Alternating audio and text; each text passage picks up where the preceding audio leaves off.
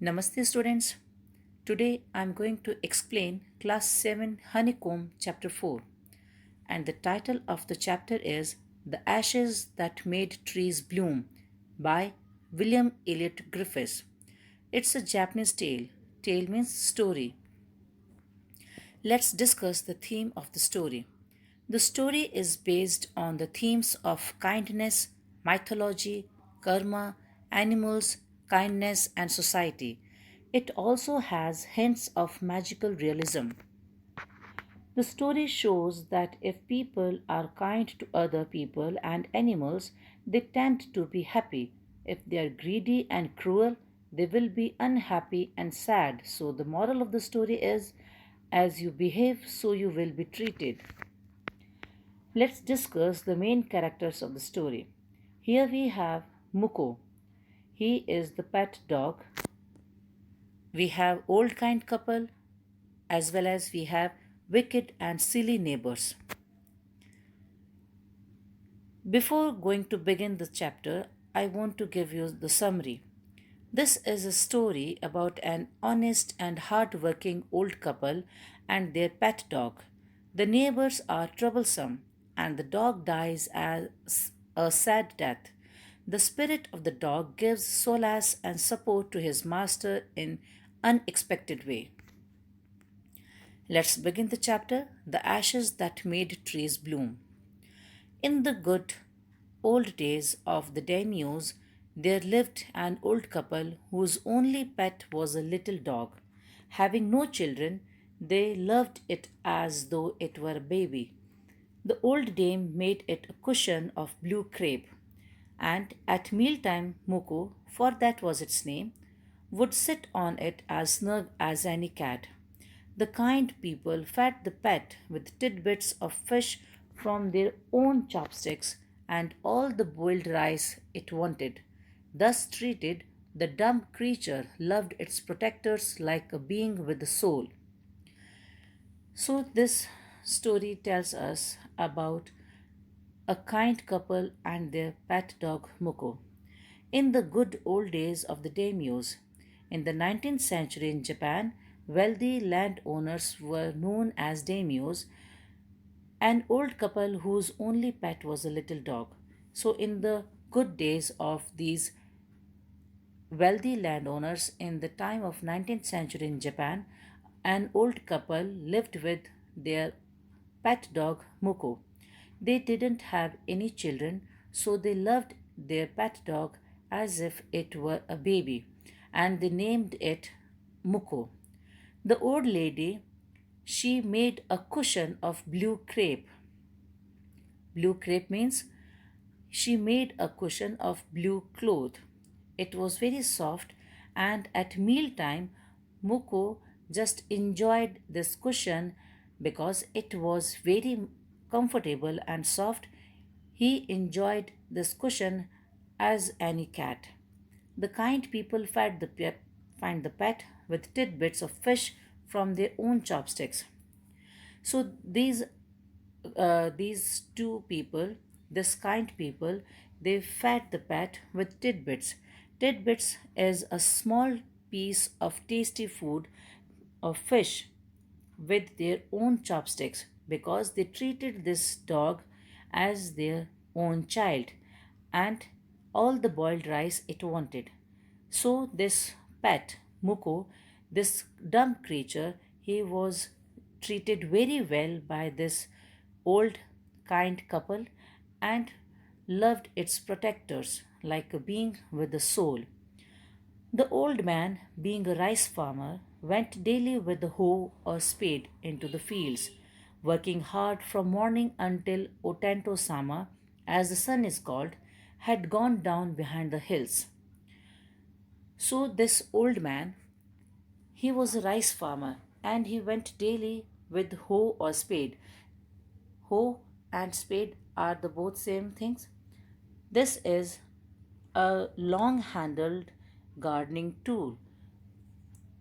This old man always keeps this gardening tool with him whenever he went to the fields, and he worked very hard until from morning to evening until O Tento-sama.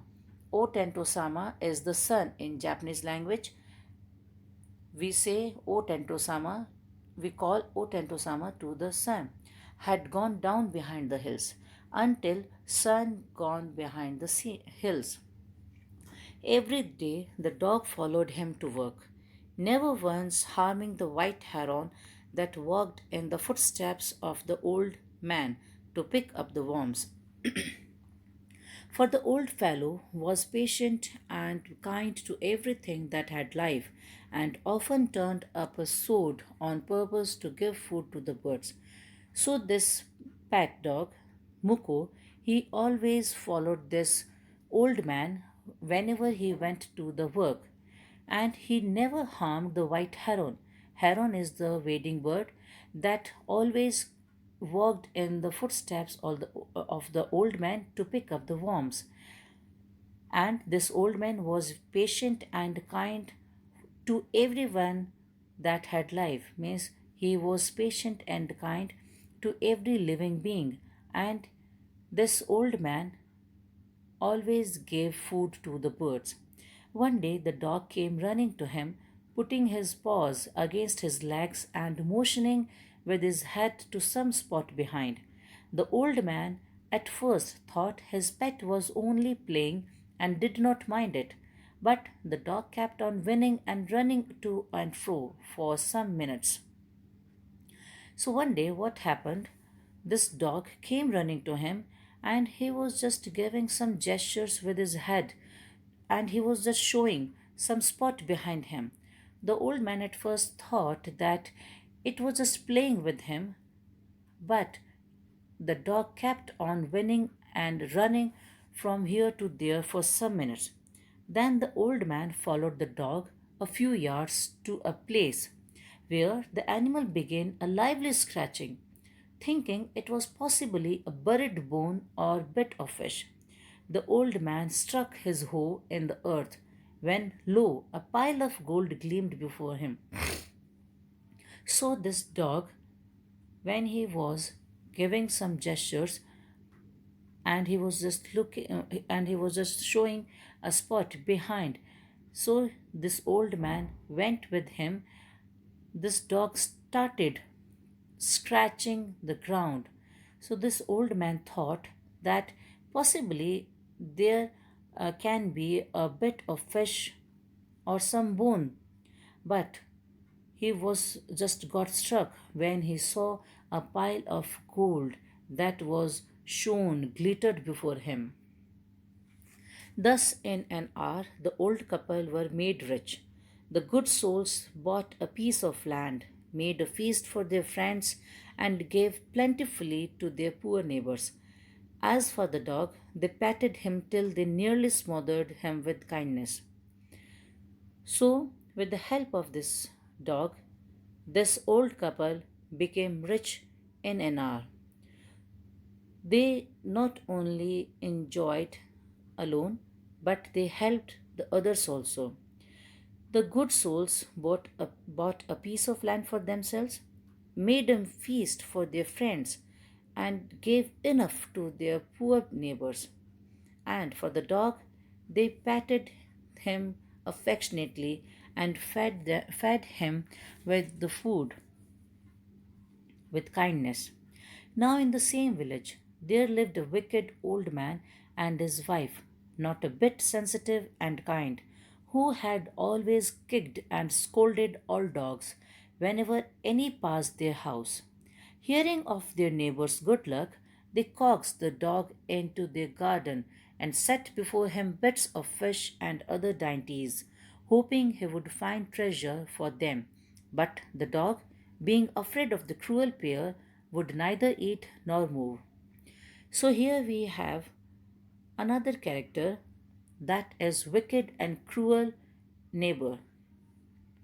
So in the same village there lived a wicked old man and his wife, and they were not at all sensitive and kind towards the dogs. They always kicked and scolded all dogs whenever any passed their house. So when they heard about their neighbor's good luck, they coaxed the dog. They put this dog forcibly into their garden and set before him some eatables, and they just hoped that he would find some treasure for them. But the dog, he was just afraid of the cruel pair, so he would neither eat nor move. Then they dragged him out of doors, taking a spade and hoe with them. No sooner had the dog got near a pine tree growing in the garden than he began to paw and scratch the ground, as if a mighty treasure lay beneath. So when this dog did not eat anything, this cruel pair pulled him out of doors, and they had with themselves spade and hoe. So the dog just started scratching the ground near the pine tree as if a mighty treasure lay beneath. Quick, wife, hand me the spade and hoe, cried the greedy old fool as he danced with joy. So when the dog started scratching the earth, this old fellow, he started dancing with joy because of happiness. He thought that they would find some treasure that is lying beneath. Then the covetous old fellow with the spade and the old crone with a hoe began to dig. But there was nothing but a dead kitten, the smell of which made them drop their tools and shut their noses. Furious at the dog, the old man kicked and beat him to death. And the old woman finished the work by nearly chopping off his head with the sharp hoe. They then flung him into the hole and heaped the earth over his carcass. So, when the dog started scratching the earth, this greedy old fellow, he started with the spade and the old crone. He was there with the spade. Spade is the gardening tool, and with the old crone. Old crone is his wife, old lady. With the hoe, she was having a hoe. These both they started to dig. They began to dig, but there was nothing but a dead kitten, and the smell of which made them drop their tools and shut their noses, furious at the dog. At this old couple, this greedy couple, got angry with the dog, and the old man kicked and beat him to death. And the old man finished the work of beating him by chopping off his head. Then they just threw him into the hole and heaped the earth over his carcass. The owner of the dog heard of the death of his pet and mourning for him as if he had been his own child, went at night under the pine tree. So when the kind old couple who had this pet dog, who were the master of this pet dog, when he heard about the death of his pet, he started mourning. He started making that grief or sorrow for someone's death, um, and went at night under the pine tree because this old couple treated this pet dog as their child, so they felt sorrow on his death. He set up some bamboo tubes in the ground, such as are used before tombs, in which he put fresh flowers. Then he laid a cup of water and a tray of food on the grave and burned several costly sticks of incense. He mourned a great while over his pet, calling him many dear names as if he were alive. So at night, when this old man went near the pine tree where this covetous or the cruel couple uh, throw, threw into the hole, this old fellow, this kind fellow, he just put some bamboo tubes on the ground, as such as are used before tombs, and he put some fresh flowers also. He laid a cup of water and a tray of food on the grave and burned some costly sticks of incense, some fragrant sticks. Then he felt sorrow a great while over his pet, and he called him with many dear names as if he were alive. That night the spirit of the dog appeared to him in a dream and said, "Cut down the pine tree over my grave, and make from it a mortar for your rice pastry and a mill for your bean sauce." So, when this old man came back to his home that night, when he was sleeping, the spirit of the dog appeared to him in a dream. And what he was saying? He said that, "Cut down the pine tree over my grave and make from it a mortar. Mortar is a bowl for your rice pastry and a mill for your bean sauce." So the old man chopped down the tree and cut out of the middle of the trunk a section about 2 feet long, with great labor, partly by fire, partly by the chisel. He scraped out a hollow place as big as a small bowl. He then made a long handled hammer of wood, such as is used for pounding rice. When New Year's time drew near, he wished to make some rice pastry. When the rice was all boiled, Granny put it into the mortar. The old man lifted his hammer to pound the mass into dough, and the blows fell heavy and fast. Still, the pastry was all ready for baking. Suddenly, the whole mass turned into a heap of gold coins. When the old woman took the hand mill and, filling it with beans, began to grind, the gold dropped like rain. So the old man did the same as the dog told in the dream. He chopped down the tree and made a bowl with the section of its trunk with great labor and with the help of some tools, that is, chisel. So he made a bowl and a hammer of wood, such as is used for pounding rice. When the new year drew near, he wished to make some rice pastry. When this old man started to make some pastry, and this old lady started to make some sauce, this all mass of beans and rice, it turned into gold. Meanwhile, the envious neighbor peeped in at the window when the boiled beans were being ground. So, what happened at that time?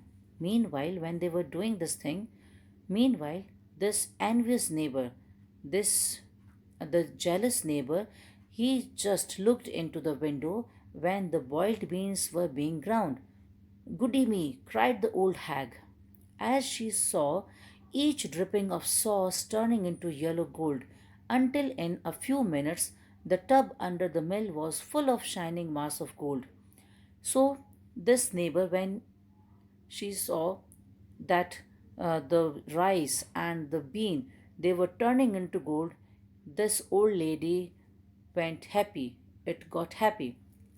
So the old couple were rich again. The next day, the stingy and wicked neighbor came and borrowed the mortar and magic mill, the filled one with boiled rice and the other with beans. Then the old man began to pound and the woman to grind. But at the first blow and turn, the pastry and sauce turned into foul mass of worms. Still more angry at this, they chopped the mill into the piece to use as firewood. So when this greedy couple saw all this, out of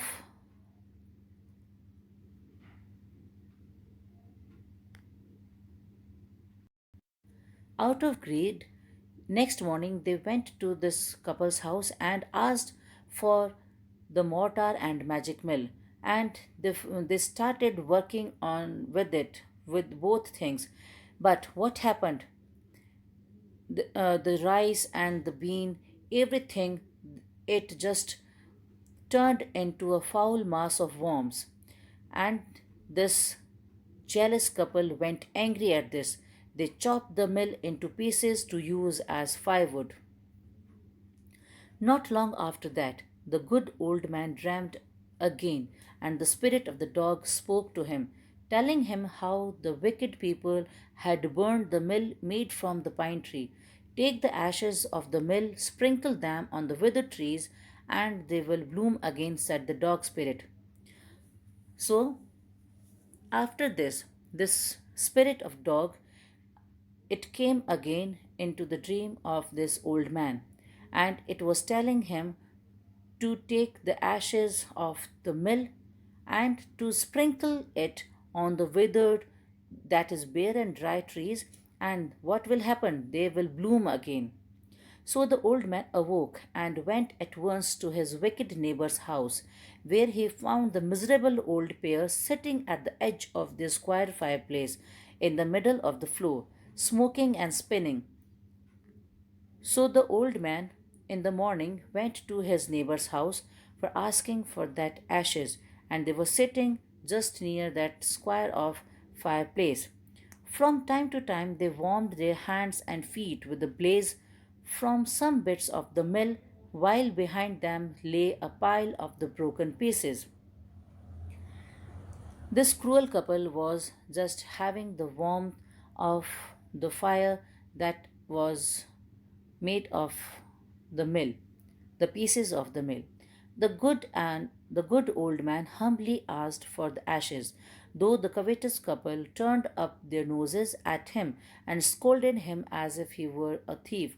They let him fill his basket with the ashes.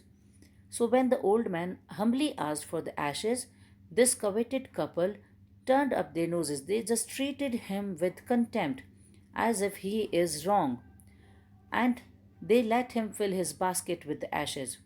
On coming home, the old man took his wife into the garden. It being winter, their favorite cherry tree was bare. He sprinkled a pinch of ashes on it, and lo, it sprouted blossoms until it became a cloud of pink blooms which perfumed the air. The news of this filled the village, and everyone ran out to see the wonder. So, this old couple, they just sprinkle a pinch of ashes on their favorite cherry tree that was bare, and it just bloomed into the blossoms. And this news is filled and the news of this filled the village, and everyone ran out to see the wonder. The covetous couple also heard the story, and gathering up the remaining ashes of the mill, kept them to make withered trees blossoms. So this covetous couple also heard the story, and they gathered up the remaining ashes of the mill and kept it to make withered trees blossom. The kind old man, hearing that his lord, the daimyo, was to pass along the high road near the village, set out to see him.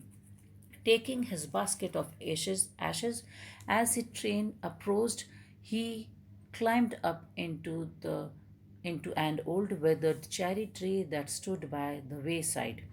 So when this kind fellow, heard about his daimyo that he is about to come there in village, he set out to see him, taking his basket of ashes, and he climbed up onto the tree, onto into an old withered cherry tree that stood by the wayside, and he was just waiting for the procession approaching. Now, in the days of the daimyos, it was the custom when their lord passed by for all the loyal people to shut up their high windows. They even pasted them fast with a slip of paper, so as not to commit the impertinence of looking down on his lordship. All the people along the road would fall upon their hands and knees and remain prostrate until the procession passed by. So, in the late 19th century, it was the custom that whenever their lord passed by, every loyal people have to shut their windows and even have to paste their windows with a slip of paper, so as not to commit the crime of disrespect of looking down on his lordship. And everybody has to fall down on their hands and knees and remain prostrate, means they have to remain lying on the ground face downwards until the procession passed by. The train drew near. One tall, competent man marched ahead, crying out to the people, by the way, get down on your knees, get down on your knees. and everyone kneeled down while the procession was passing. So when the procession drew near, one tall man marched ahead and he just cried loudly to tell the people to get down on your knees, and everybody kneeled down while the procession was passing. Suddenly, the leader of the band caught sight of the aged man up in the tree. He was about to call out to him in an angry tone, but seeing he was such an old fellow, he pretended not to notice him and passed him by. So, when the daimyo's planque drew near, the old man, taking a pinch of ashes from his basket, scattered it over the tree. In a moment, it burst into blossom. So when the procession was passing from that side, suddenly the leader of that van he saw this aged man who was climbed up there in the tree, but he just pretended not to notice him because he was old fellow.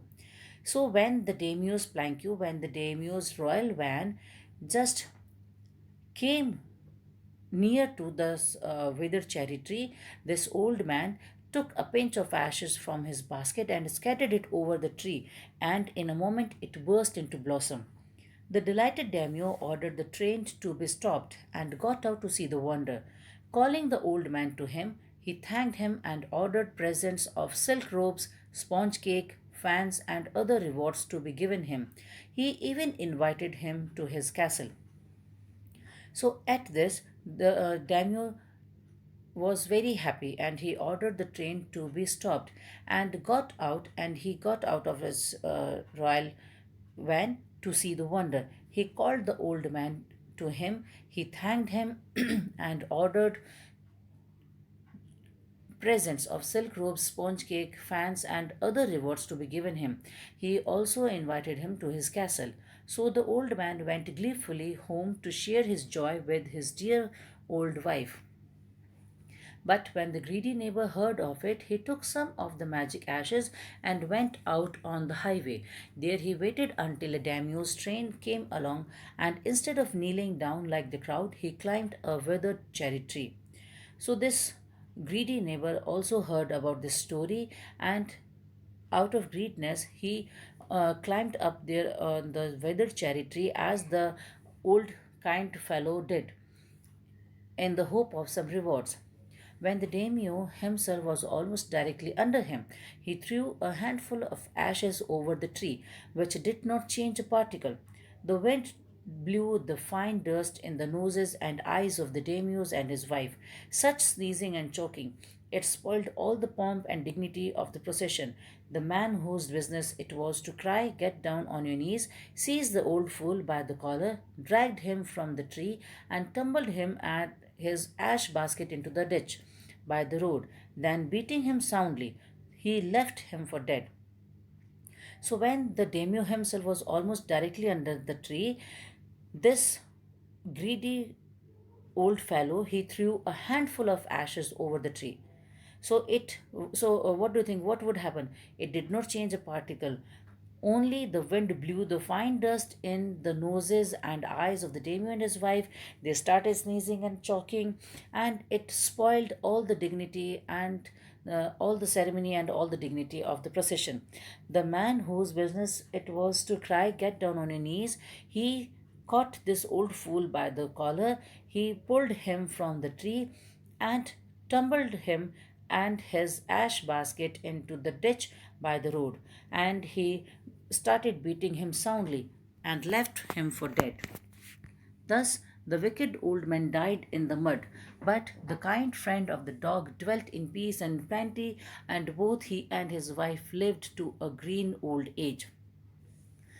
Thus, the story ends. The wicked old man died in the mud, but the kind friend of the dog, they lived healthy, active, and prosperous life. This story is written by William Elliot Griffiths. I hope you will like this explanation.